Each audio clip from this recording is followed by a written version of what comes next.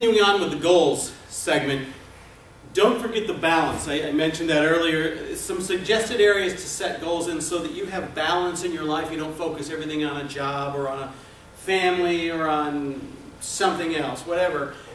Focus on spreading across these different areas. Finances, professional career, relationships, family and friends, spiritual and inner self, relaxation, fun and hobbies, giving back. So pay it forward kind of thing, health and fitness, intellectual and personal growth. And make certain with this goal list you modify and update your list every quarter, every 3 months, because life changes and so will your goals and your priorities. So just take a look at them. Not a lot will change every 3 months, but that'll keep them up to date. And then as you look at them daily and you focus on them through the weeks and the months, you know they're definitely the ones that mean the most to you. This is one of my goals that I hit back a couple of years back, 10th anniversary, wedding anniversary. I had seen this log home probably several months before, almost a year probably. It was really cool and I really liked it. I had been in this area before down in Gatlinburg area, but this was $1,200 a night and an 8-hour drive.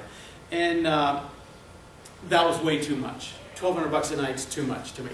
And so I said, but remember, I'm a negotiator, and I'd like to make this happen. So I kept that picture in front of me. I actually made it a screensaver, and I think I had it as Facebook or something.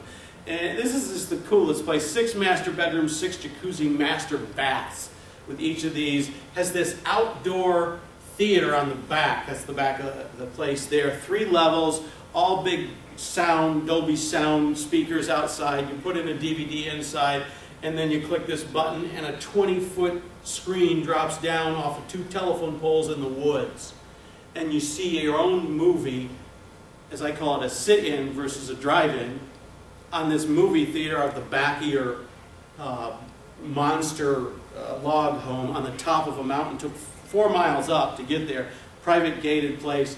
Coolest thing, but I ultimately got a deal cut, because since it's an 8-hour drive, I usually stay 6-7 days, like about a week kind of thing, and therefore I was going to be $8 grand. It's no way, but ultimately I got it down to about 35–40% of this when I negotiated for about 4 or 5 months and surprised my wife with it. So I got somebody I worked with, connected with them, kept working with them, had them go to the owners, had them go to the managers, had all kinds of stuff, worked all kinds of leverage points, does all this stuff, and finally got a deal struck.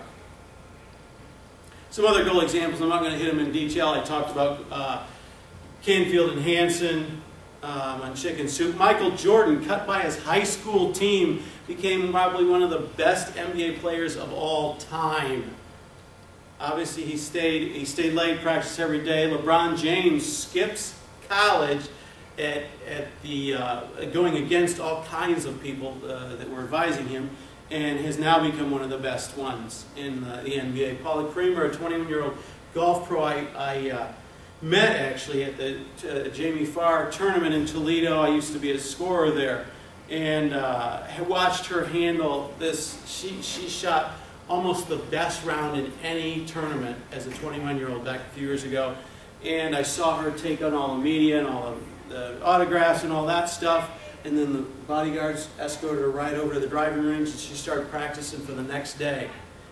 Her goal was to win the tournament, not to have the best score on one round, and she did win the tournament, that is. Tiger Woods started practicing when he was 3. Phelps had a coach that pushed him way beyond. Carrie I talked about before, and Ellen DeGeneres talked about. Here's, remember, I talked about my vehicle goals. I like higher-end cars and have been able to get many to most of those. And I use it as focus and goal setting in these pictures. And you can see these are just some of the ones I've had. I like cars. You want to be in the top 3% of people in the country. Only 3% actually set and write down those goals. That's why I said putting it on paper is a very key element to your goal setting and achieving. Interestingly enough, the top 3% of people in the country, and it might even be the world actually, own 97% of the world, yeah it is world, of the world's assets. So you start by getting them written down. That's a key process. Your mind connects to that writing down process and seeing it on paper and posting them, seeing them regularly, reviewing them daily, listen to them. I use a digital recorder I can listen to in the car, putting them on a CD or something.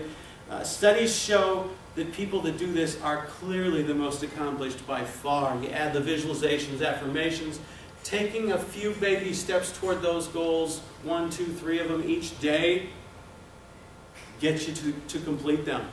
Just break it into baby steps, the little task that it's going to take to get to that ultimate goal, and that makes it achievable. Then it's not overwhelming. Monitor your progress and reward yourself along the way. Like I said, I wasn't doing, but I've been doing for now a few years. When you've completed a stage or a few steps or a tough step, find an accountability partner, somebody that knows your goals and will call you every week. Maybe you do it interchangeably with them and they call you each week and you walk through, did you get through those steps this week? Why didn't you, or did you? Did you make more steps? What are you going to do next week to get to the next stage of that goal? And if you tell others about your goals, it also makes you stay accountable, because you feel guilty and you're going to fear that they'll think you failed if you don't do them. Many people hear, but very few people really listen. It's a key. I learn a lot by paying attention. Taking action is the key. Some steps may not seem like it moves you forward on the goal, but continue to take those steps daily and you move forward. Water boils at 212 degrees, but not at 211 degrees.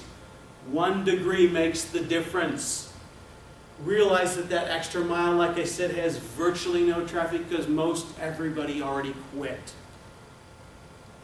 What would Jeff do for goals? I have this, what would Jeff do at the end of each chapter in the Launch book.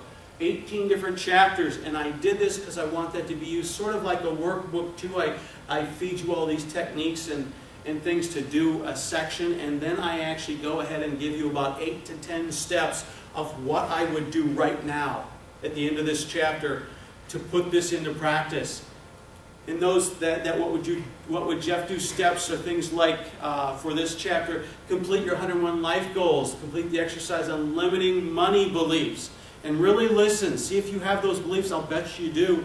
Write your top 10 SMART goals today. Put those goals in the balance categories to see if you have some balance, and if not, try to get a little bit in there.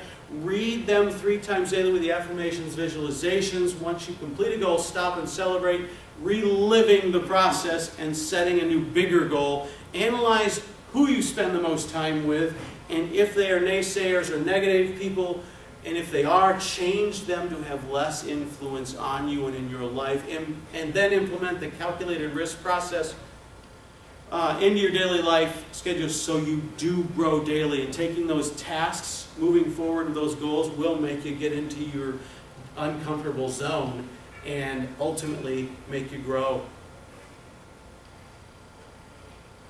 People don't plan to fail, they fail to plan. Get them written down. We'd normally go through this exercise, but we don't have the time today, but do this. Get at least your top 5 goals written down and get them down on paper. Remember, that's the key to start this. Complete them later on tonight or something if you don't get to them right away. Test them against the structure rule and stuff I've showed you. They don't cost you anything. You can use things like 3x5 cards. Put your top 5, 1 on each card, and carry them with you. Flip through them a few times a day. Dashboard decrees, another thing that a guy that wrote my foreword, Mark Madison, uses with putting his main goal that he has right on his dashboard, or his main couple or whatever. Big, hairy, audacious goals, what I've talked about with Mark Victor Hansen, uses that. He has a card that is his BHAG, and it's written right on there, and he carries it in his wallet all the time. You will be comforted knowing where you're headed, because you have a plan, you have it written down, you know what you want, you know how you're headed there with the task list. One thing to keep in mind, a study I pulled, the University of Illinois study that shows how much you recall from workshops and talks like this. You have to review the material several times and put the concepts in place very quickly afterwards. Within the next few days, go through it each day and put these things into process, because look at this. Within 48 hours, they tested people, and they recalled 50% of what they heard. 2 days. Within a week, they recalled 20% of what was heard. Listen to what I just said, 20%. If they're not rereading them regularly and starting to put them in place. Within a month, they recalled 2%. Basically wasn't there. Within 6 months, they don't even remember the seminar. And this was an actual study they showed with people that took these kind of things. So the key is, again, action will always move you forward. And if you don't take it, you won't even remember it. And it's worthless, frankly. So I just got hoarse for nothing. But nonetheless,